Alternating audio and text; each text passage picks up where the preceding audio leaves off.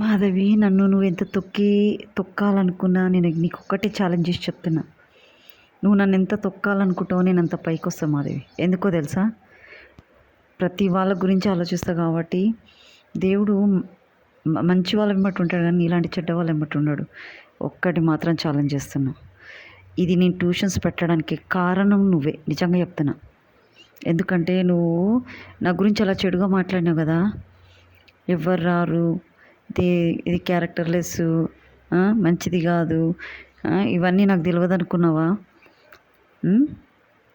ఏంటంటే వాళ్ళు భయపడుతున్నారు బయటికి రానికి. వాళ్ళు అస్సలు నన్ను బయట పెట్టద్దు మేడం, ప్లీజ్ మీరు దండం పెడతా అని చెప్పేసి భయపడుతున్నారు.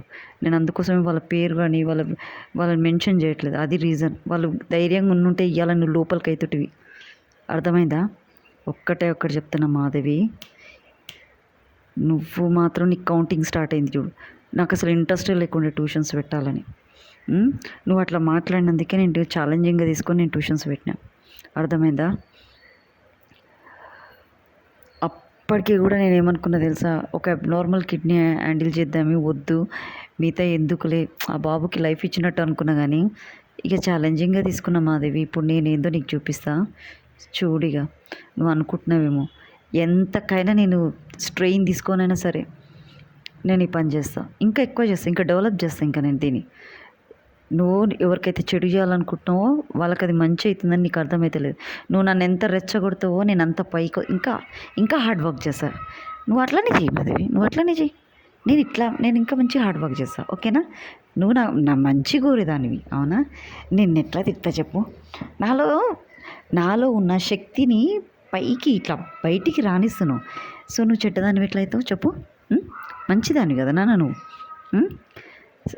అందులో నీ ఆడపిల్ల కూడా బలి కాకుండా నేను ఉపయోగపడతానేమో, అవునా కదరా? నేను మాత్రం నాన్న నేను ఇంకా పట్టుదలతోటి చేస్తా. ట్యూషన్స్ అసలు ఇంట్రెస్ట్ లేకుండే నాకు. అసలు ఈ అమ్మాయి 2 years నుంచి అక్క చెప్పు అని అంటేనే నేను ఆలోచించి ఆ బాబుని ఒక్కని తీసుకుందామని అనుకున్నా. వాళ్ళు ఆ బాబు వాళ్ళ తమ్మునికి మంచిగా చెప్తున్నా అని చెప్పేసి వాళ్ళు వచ్చారు. కానీ నేను ఎవ్వరికి ట్యూషన్స్ చెప్తున్నా అని కూడా చెప్పలే, ఎవ్వరికి చెప్పలే నిజంగా. ఎవరో ఏంది రావట్లేదమ్మా ఏందని అంటే, నేను ట్యూషన్స్ అన్ని రావట్లేదు నా అంకుల్ అని చెప్పినా. కానీ వాళ్ళకు కూడా తెలియదు, వాళ్ళ నా అడ్రస్ కూడా తెలియదు, నా ఫోన్ నెంబర్ కూడా తెలియదు వాళ్ళకి. వాళ్ళైతే రాలే. అంతే. నేను జస్ట్ ఒక్క బాబుని హ్యాండిల్ చేసిన మాధవి. కానీ నువ్వు ఏం చేస్తున్నావు? నువ్వు చెడు చేయాలనుకుంటున్నావు కానీ నాకు మంచి అవుతుందిరా, నిజంగా చెప్తున్నా. ఒక అక్కలాకనో ఒక చెల్లెలాకనో చెప్తున్నా, నాకైతే మంచిగానే అవుతున్నానా అన్నా? నీ తిట్లు నాకు బ్లెస్సింగ్స్. ఇప్పుడు ఏమంటారు చూడు, కన్న తల్లి తిడితే పిల్లలకు బ్లెస్సింగ్స్ అయితే కానీ శాపనార్థాలు కావంటారు, అవునా కదా? ఎంత కడుపు మంటతోటి తిట్టినా కాదు. ఎందుకంటే 9 నెలలు మోస్తుంది తల్లి. ఆ బాధ నొప్పులు అనేది తెలుసు ఆ తల్లికి, అవునా కదా? అది తెలిసి నా బిడ్డ మంచిగా ఉండాలి అని ఒక ఒపీనియన్ తోటి పెంచి పెద్ద చేస్తుంది ఆ తల్లి, అవునా? పెద్ద అయ్యాక వాడు చెడ్డవాడు వెళ్ళిండు అనుకో, తిట్టిందనుకో, ఆ శాపనార్థాలు తొలగవు.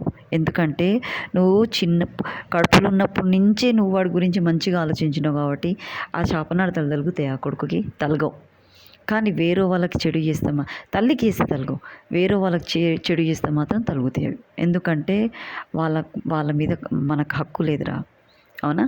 ఎందుకంటే వాళ్ళ మన రక్త సంబంధం కాదు, వాళ్ళు మన రిలేటివ్స్ కాదు. అన్యాయంగా ఒక అన్నోన్ పర్సన్ని మోసం చేస్తే అవి తలుగుతాయి, వాడికి తలుగుతాయి. కానీ కన్న తల్లి శాపనార్థాలు తొలగవు. నేను అట్లనే అనుకుంటారా మాధవి? నువ్వు నా కన్న తల్లివే అనుకుంటా. వయసులో చిన్నదానివైనా సరే కన్న తల్లివే అనుకుంటా, సరేనా నాన్న? నేను ఆ రోజు కూడా నువ్వు నాకు అనవసరంగా నాతో బాబు ఆడుకోనికి వస్తే నువ్వు గొడవ పెట్టుకున్నావురా. అర్థమైపోయింది నాకు. ఏంటంటే ఆడపిల్లలు ఫ్రస్ట్రేట్ అవుతారు. నేను అక్కడ పోయి డ్యాన్స్ ఎందుకు నేర్పినారా? తిన్నదరగకనా? ఆడవాళ్ళు ఫ్రస్ట్రేషన్లో ఉంటారు ఇంట్లో ఉండి. వాళ్ళని కొద్దిగా ఎంటర్టైన్మెంట్ ఫ్రస్ట్రేషన్ నుంచి బయటపడేయాలనే ఉద్దేశంతో సోషల్ సర్వీస్ చేసిన తప్ప డబ్బుల కోసం కాదు, లేదంటే పేరు పొందనీకి కాదు. అట్లా పోయి ఆడితే ఏమంటారు తెలుసా?